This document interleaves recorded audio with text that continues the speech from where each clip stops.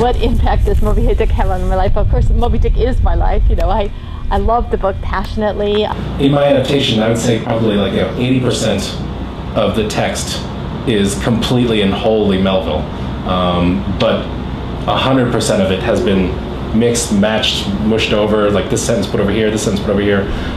You could always tell when I was working on Moby-Dick because I'd have my laptop open and I'd be saying the words as I went along, you know, trying to find the meter, trying to find how it sounds and how it comes out in the air.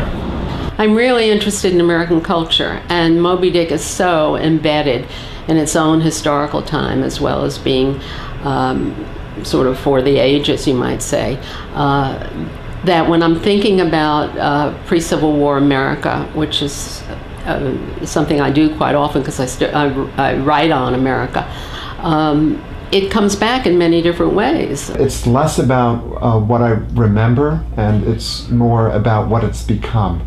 And I can't say any longer if Moby-Dick that I carry in me is the same as the way it was written, because it's become part of my story. I found, very strangely enough, that I have a lot of Captain Ahab in me.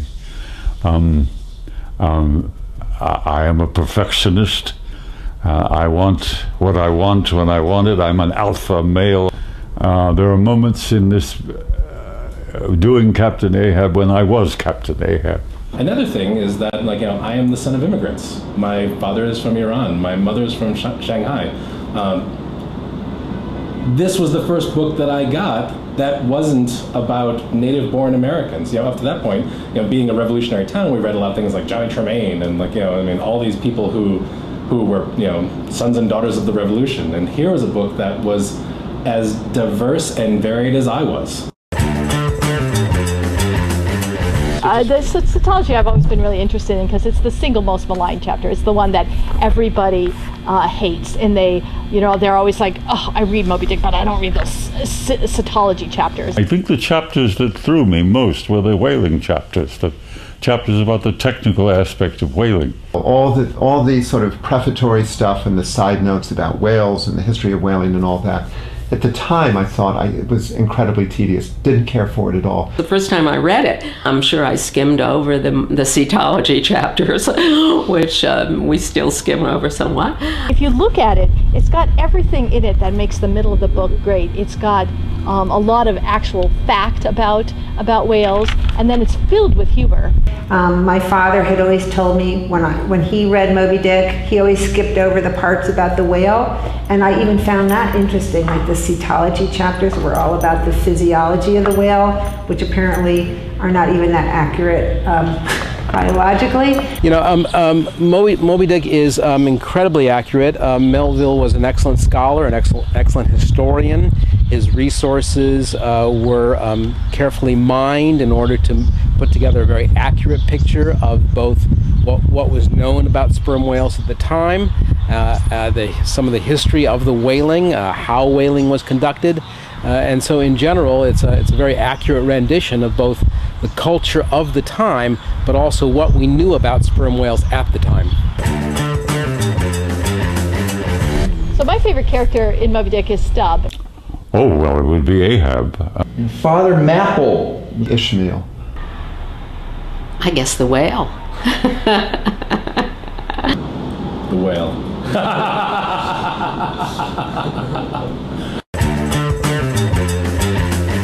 In terms of its being quintessentially American,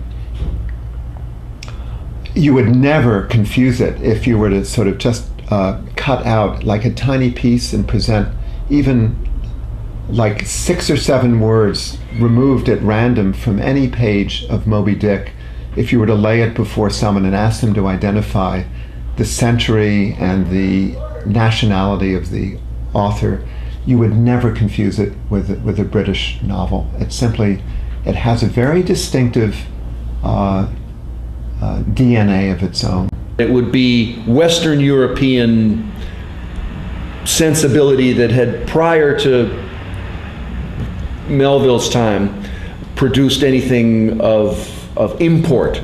But I think soon after the completion of this work and its circulation, people realized that something special and unique had come out of this young country which is the United States. So Melville's involved in all the political machinations that are going on in his head, if not in any direct way. And all scattered all through it are commentaries on the tensions between North and South and the whole slavery issue. And you find it most directly in the relationship on shore between Queequeg and Ishmael. That speaks about America and about what people we are sometimes. We are an obsessed people sometimes too. Is Moby-Dick the great American novel? In my opinion, it is. Oh, Moby-Dick is the great American novel, yeah. It is, its reputation is deserved. It is the great American novel. I think it's head and shoulders above anything else that has been written in this country or anywhere else. Aside from the achievement, aside from how well it's written, aside from the story, the thing that makes it the greatest American novel ever written in my mind is the fact that it is so unequivocally American and is able to embody and encapsulate so many different ideals and mythologies and concepts and just the things that we hold dear as Americans. Sense of destiny, sense of having a lifelong drive and ambition to do something, a sense of failure, a sense of accomplishment, a sense of loss, above all loss. Americans lose a lot.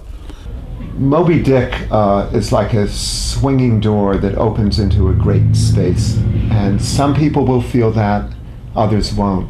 And it really doesn't matter whether everybody agrees with it. Anybody picking up this book will find a mirror of himself in some way.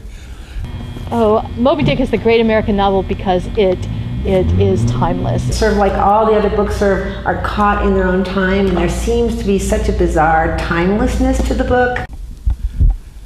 It has the greatest number of reference points to every American who has ever lived.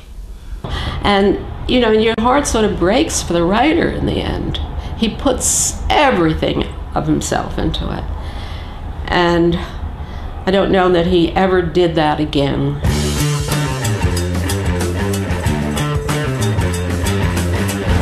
I would say the great American novel would be To Kill a Mockingbird, because it's a classic. If you heard of that, a lot of people heard of Moby-Dick, but if you said To Kill a Mockingbird, people are more familiar with that story than Moby-Dick. And most people would rather read To Kill a Mockingbird than Moby-Dick because of the length of the book. This is my opinion. Is Moby-Dick the great American novel, and why? Say that again? Is Moby-Dick the great American novel, and why? I don't think so, because I didn't really particularly care for the book. Well, it's a long novel, and it's full of a lot of stuff that you like to skip over.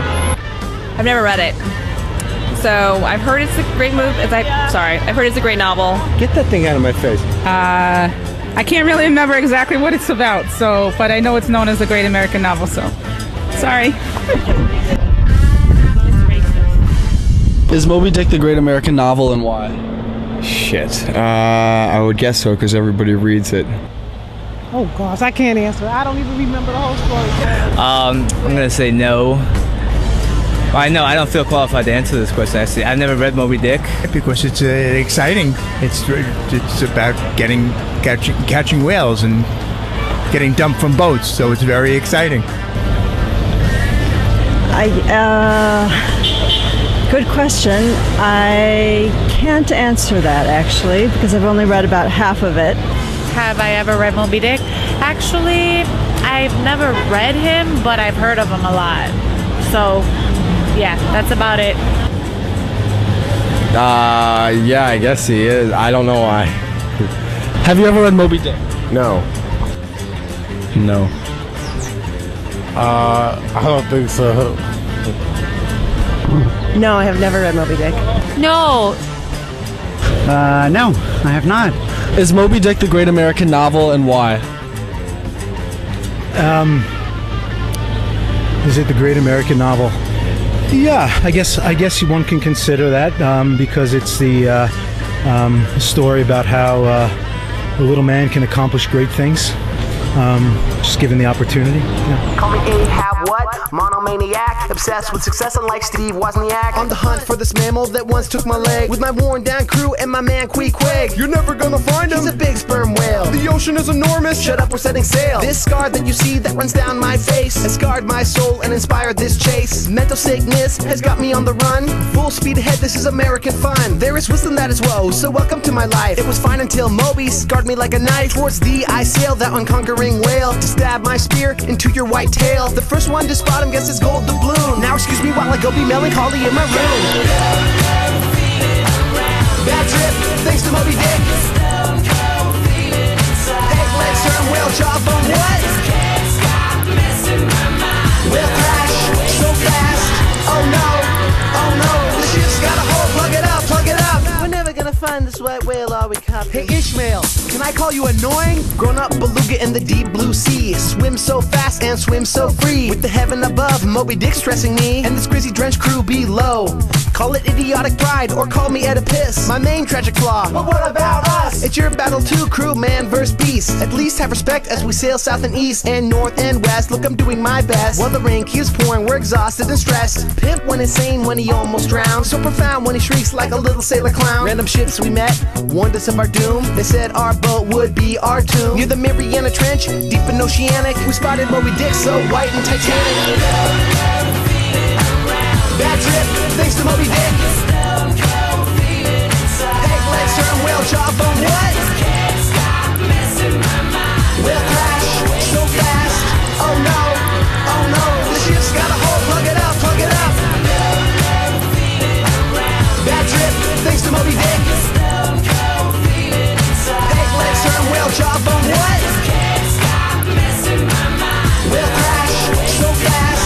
Oh no, the ship's got a hole, plug it up, plug it up. I said you took my leg and for that you must die. I threw my spear and hit Moby in the eye. He charged the boat, it began to sink. I said, how about that? Hubris really stinks. I didn't think that it would end like this. Pride met fate, this captain got dissed. Let it be a lesson, revenge is never sweet. So I stomped my peg to the